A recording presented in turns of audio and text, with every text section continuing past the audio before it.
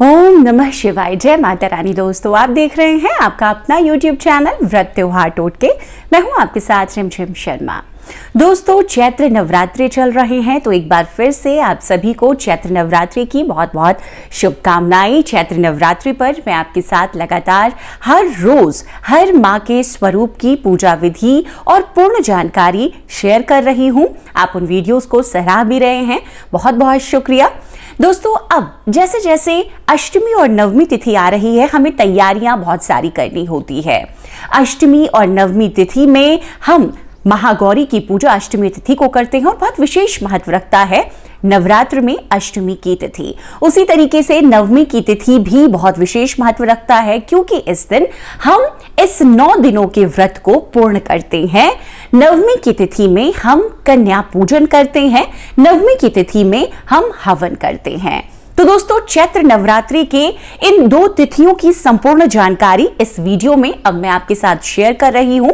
महाअष्टमी तिथि कब लग रही है, कब से और कब समाप्त होगी, महानवमी कब से शुरू हो रही है और कब समाप्त होगी, महाअष्टमी तिथि के दिन जो पूजा के शुभ मुहूर्त हैं वो कौन कौन से मिलेंगे आपको, जिन समय महागौरी की पूजा आराधना आपको करनी चाहिए। और जो लोग अष्टमी तिथि को कंजक जमाते हैं वो अष्टमी तिथि में भी कंजक पूज सकते हैं। और ज्यादातर लोग जिस दिन व्रत को पूर्ण करते हैं नवमी तिथि में, हवन के बाद कन्या पूजन भी उसी दिन करते हैं। तो उस दिन कन्या पूजन का और नवमी तिथि में पूजा के शुभ मुहूर्त क्या रहेंगे, ये तमाम जानकारियां इस वीडियो में आपको मैं संपूर्णता से देने जा रही हूं, तो वीडियो अंत तक जरूर देखिए।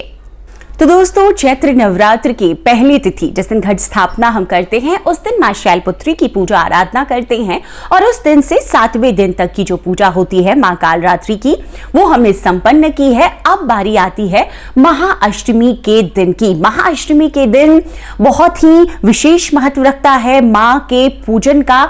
महागौरी माता के इस दिन हम पूजा आराधना करते हैं। महाअष्टमी तिथि को महागौरी की पूजा में खास तौर पर, ये अगर महिलाओं के लिए बात करें तो बहुत विशेष महत्व रखता है महाअष्टमी का दिन। इस दिन महिलाएं 16 श्रृंगार कर माता महागौरी की पूजा आराधना अपने सफल दाम्पत्य जीवन के लिए करती हैं। कुंवारी कन्याएं मां गौरी की पूजा आराधना अच्छे घर वर की प्राप्ति के लिए करती हैं। तो दोस्तों, साल 2021 में चैत्र नवरात्रि की महाअष्टमी जो तिथि है वो पड़ रही है आपको 20 अप्रैल को। अब तिथि कब से कब प्रारंभ होगी ये भी आप समय नोट कर लीजिए, पूजा का शुभ मुहूर्त नोट कर लीजिए। तो दोस्तों, चैत्र शुक्ल अष्टमी की तिथि प्रारंभ होगी 20 अप्रैल को। दिन ये मंगलवार का है, मध्य रात्रि 12:01 से, जो कि 21 अप्रैल बुधवार के दिन मध्य रात्रि में 12:43 पर समाप्त हो जाएगी। उसी तरीके से नवमी तिथि की अगर बात कर ले तो नवमी तिथि शुरू होगी 21 अप्रैल को। यह भी मध्य रात्रि शुरू होगी 12:43 से और समाप्त हो जाएगी 22 अप्रैल को मध्य रात्रि 12:35 पर। तो अष्टमी और नवमी तिथि कब से कब तक है ये मैंने आपको बता दिया। अब पूजा का जो अष्टमी तिथि का शुभ मुहूर्त होगा वो मैं बता दूं। देखिए, सबसे पहले पूजा तो आप ब्रह्म मुहूर्त में ही कर सकते हैं। तो ब्रह्म मुहूर्त अष्टमी तिथि में सुबह 4:11 से शुरू हो जाएगा, जो कि आपको सुबह 4:55 तक मिलेगा। तो अगर ब्रह्म मुहूर्त में पूजा करना चाहते हैं तो आप इस समय पूजा करें। अभिजीत मुहूर्त जो है वो शुरू हो रहा है आपको 20 अप्रैल को सुबह 11:42 पर, जो कि समाप्त हो जाएगा 12:33 पर। अब संध्या काल की पूजा का भी बहुत विशेष महत्व होता है महाअष्टमी महानवमी की तिथि में। तो जो गोधूली मुहूर्त है 20 अप्रैल को शुरू होगा संध्या काल में 6:22 से, जो कि समाप्त हो जाएगा 6:46 पर। तो आप इस बीच अगर पूजन करते हैं कर सकते हैं। विजय मुहूर्त शुरू हो रहा है दोपहर 2:17 से शाम के 3:08 तक। इस बीच कोई भी शुभ कार्य करना आप चाहते हैं तो विजय मुहूर्त में कर सकते हैं। अमृतकाल जो मिल रहा है 20 अप्रैल को, उसकी अवधि भी आप नोट कर लें। अमृतकाल मिल रहा है मध्य रात्रि 1:17 से 21 अप्रैल को सुबह 2:58 तक। तो दोस्तों ये महाअष्टमी के शुभ मुहूर्त हैं। इस बीच आप माता गौरी की पूजा आराधना कर लें। जो भी महिलाएं चाहती हैं मंदिर में जाकर मां का आंचल भरना, वो इसी बीच पूजन कर लेंगी। संध्या काल का मुहूर्त मिल रहा है। विजय मुहूर्त में कोई कार्य आप शुरू करना चाहते हैं जरूर करें। बहुत ही शुभकारी होता है अष्टमी की तिथि।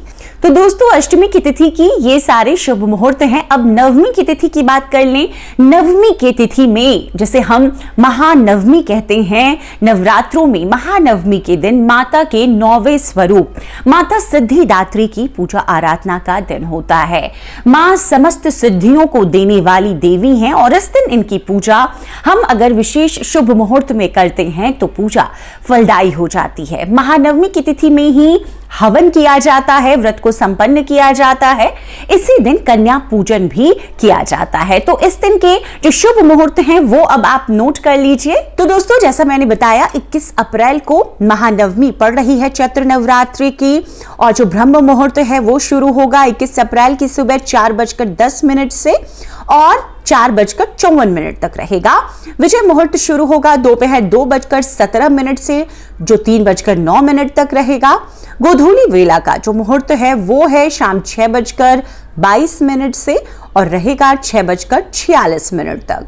निशिता काल का जो मुहूर्त है वो है रात्रि 11:45 से 22 अप्रैल की सुबह 12:29 तक।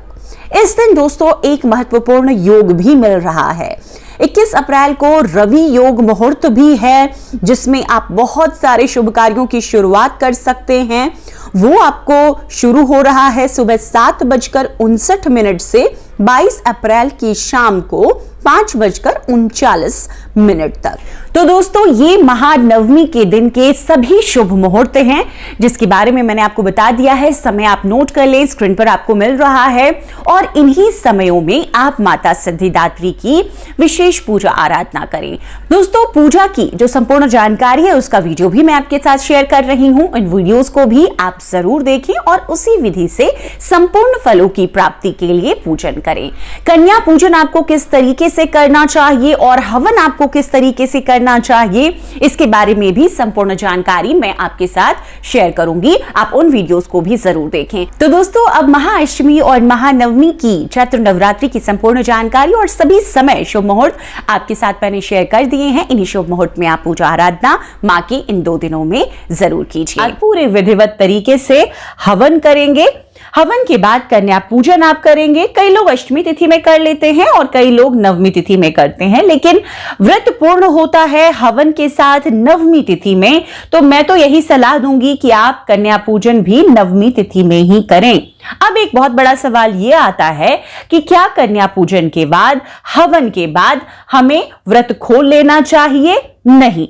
देखिए नवरात्र 9 रात्रियों का व्रत है। माता के 9 स्वरूपों की पूजा आराधना हम 9 दिनों में 9 रात्रियों तक करते हैं। तो ऐसे में नवरात्र के 9वें दिन की रात्रि, यानी कि जिस दिन मां सिद्धिदात्री की हम पूजा आराधना 9वें दिन करते हैं, उस दिन भी हवन के बाद, कन्या पूजन के बाद हमें व्रत नहीं खोलना है। व्रत का विसर्जन हमेशा दशमी तिथि में होता है दोस्तों, चाहे वो चैत्र नवरात्र हो या शारदीय नवरात्र हो या दोनों गुप्त नवरात्रे हो। व्रत का विसर्जन आप दशमी तिथि में करेंगे।